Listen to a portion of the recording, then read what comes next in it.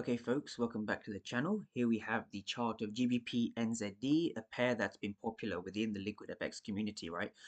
What I'm going to be going over is how I look at a chart, how I analyze a naked chart, and how I actually build a higher time frame bias, right? Very, very important and something which I've been discussing with the private members. I thought I'll make a public YouTube video on this topic because of its extreme importance in the financial markets. So just before we get involved in the video, I just want to say and bring your attention that we are offering a 30% discount using the code Easter Sale over here on the screen. So if you'd like 30% off Liquid FX premium packages, this is the sale for you. So please use the code Easter Sale for 30% off. So with that being said, let's now get into the video. So what we have over here is we have the GBP NZD time frame. So what I've started is I have marked out my structure, right? So I've looked at the weekly structure, right? And it's no surprise, it's no secret that this structure is bearish, right? So we have a structural high up here, which gave rise to a structural low, structural high, structural low. So what we have over here is we have a very, very clear and precise bearish structure that we're following. So now if we look at price more carefully in more detail, what we have over here is we have a swing high, which originates from this point over here, and we have a swing low all the way down here. Now, immediately as an analyst, right, you have to ask yourself, there's three main things we look at in ICT, right? So if I bring your attention here to the right of the screen, there's three things that we look at. We want to look at our structure. Structure is arguably the most important thing in the market, and structure is essentially the vehicle, you can say, to the market. It gives us a general foundation to our direction. The second thing we look at is POIs, or specifically fair value gaps, and we're going to get into what that means later on in the video. And the third thing we look at is premium and discount arrays, or PD arrays for short, right? So simply put, what do we mean by PD arrays? This is what we mean by PD arrays, right? So we have a swing high up here and a swing low down here. So anything above, so we have the 50% here level, which is the equilibrium, right? So the equilibrium refers to the 50% level, or the midpoint between this structural high and this structural low. So anything below the 50% level becomes what we call a discount, right? D for discount. And anything above the 50% level becomes a premium. Okay, so this is essentially the fundamentals of premium and discount and how it works. It's quite self-explanatory when you get your head around it. So now what we've seen over here in price is we've seen a fair value gap that's been produced over here, right? So just above this 50% level. So we have this equilibrium over here, right? So we see price giving an equilibrium over here. This equilibrium, or should I say just above this equilibrium, we have a fair value gap over here, right? So this is our fair value gap just over here, right? Here in blue. So here we see sell side inefficiency, or a fair value gap in price. So what does this tell us, right? So when we see a fair value gap, it's a large displacement, right? We see a large movement in the market, a large displacement. And what this will typically mean is that now that we have our equilibrium, anything above this becomes a premium, right? Anything above this becomes a premium, and therefore from this zone we should be looking primarily for sells at this zone, right? So if I just bring your attention now to the right, what we have here is we've seen price react to this zone, right? We've seen price give us a reaction just over here. So this here is our bearish reaction, reacting off this leg over here. So now that we've seen price reject sort of this zone, and we haven't seen a follow through from this zone over here. So you have to ask yourself, why haven't we seen a rejection from this zone over here? What is it about this zone that makes it less probable? Right. This is where we use the same concepts again with structure and premium and discount arrays and fair value gaps to find a high probability area, or a high probability zone. What we have here is we have a liquidity pool over here. So we have a trend line that's been forming over here in this region, just like this. So this here is our trend line liquidity. And what we have over here again is we have a fair value gap. And so from here, you have to ask yourself, which zone is likely to be hit? Where is price likely to target, right? Are we likely to melt down from here? Or is price poised to go higher like this, right? And go down right here. So the answer is this is the higher probability POI. This POI here at zone 2.37 is likely to be the next overall higher time frame target.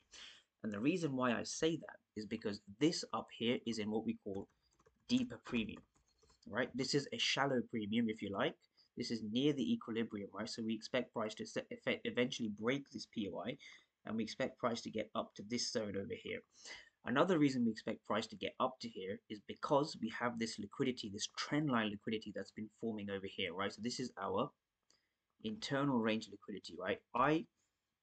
IRL, internal range liquidity in a deeper premium, right? So overall, my overall narrative is I expect higher prices, right? So I do expect price to break through this POI and eventually reach this zone over here. And this is simply because we have a deeper premium over here, as well as internal range liquidity over here. So for those who are interested from a financial analysis point of view, I expect the GBP NZD price point to get up to 2.37 as a minimum, sorry, 2.37 as an absolute minimum over here. With that being said, if we go down to the lower time frames, i.e. the daily time frame, what we see over here is we see price giving us very clear structural, bullish structure to the upside, right? So what we had over here is we had price giving us an initial change of character over here. And how have I marked out my structure? Well, it's very simple, right? We had a structural break over here, and we had price giving us a structural break over here. Now from here, we've had another structural break over here. So we've had three structural breaks and we've just reacted off this weekly POI over here. Now, if we zoom into price carefully and look at what we see, right, you have to ask yourself, anything below this 50% level is a discount. So we have a discount in price over here. So this discount over here represents the fact that price could reach down, give us a discount before ultimately heading higher. But what makes this a lower probability trade idea? Well, what makes this a lower probability trade idea is the fact that we have quite limited fair value gaps in this zone over here. We see efficient pricing, not inefficient pricing. We see efficient pricing all the way through this zone over here. We have minor fair value gaps along the way, but nothing too major over here, right? Considering the higher time frame, the weekly time frame is bullish, like I dissected, I think this is quite unlikely to happen.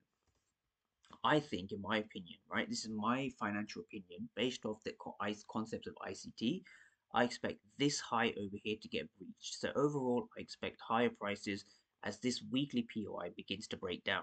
This is my overall bullish narrative on GBP NZD, and this is how I aim to break it down from an analysis point of view. If we go down one more time frame, this is now the 4-hour time frame.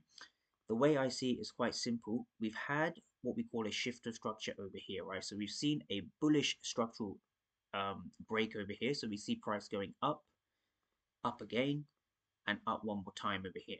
Now in this region over here, right? In this region, we've seen a break of structure over here to the downside. We had sustained breaks of structure, right? Higher high, sorry, we had a lower high, we had a lower low, and this low over here has given us a high. Now from here, there's two potential scenarios that could happen from this region, right? We have an established high up here, right? We have an established high up here, and we have a low all the way down here. So this here is how we are analyzing price, right? So we have a bullish structural range to work with. We have a discount down here, and we have a premium up here. So from here, you have to ask yourself, if we were to have bearish pricing, why would that be? Now, the reason for that is because we could see price give us a bearish follow through down to some kind of a H4 discount before heading higher, right? So this is one of my potential outlooks on GBP NZD, right? We had an old H4 high over here, right? So this is an old high over here, right? Let's label this old high. So above an old high, what we had is we had a H4 change of character or a H4 chalk. The chop itself occurred here in this region, right? So this is a H4 change of character over here, which I label in black. This is a change of character or a chalk. And so from here, right, we're not going to go down on the lower time frames or the mid time frames because this is something I normally keep for the members.